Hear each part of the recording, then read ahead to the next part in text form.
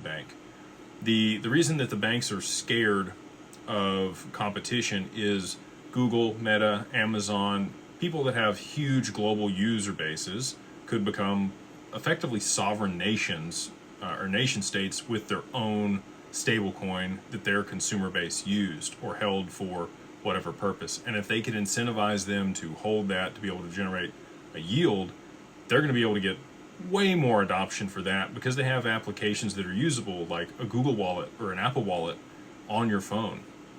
People use those all the time already. And so if they had a way that you could hold deposits there and generate returns like a money market, just by holding your money or getting paid in that stable coin, I think a large portion of the population would do that and banks would lose a ton of business. So they're scared for that. I do think that they will probably help the incumbent banks. I don't think that you're going to be able to earn a yield on ROUSD without deploying it into a money market. VanEck has a tokenized money market that you can invest your ROUSD into, and it pays 6%. And you can loop it, so you get a tokenized representation of that money market value that you can then borrow against and get more ROUSD or USDC. Put back in the money market, you get another representation, and around you go until you get 9% after you loop it 4 times. Not my favorite game to play.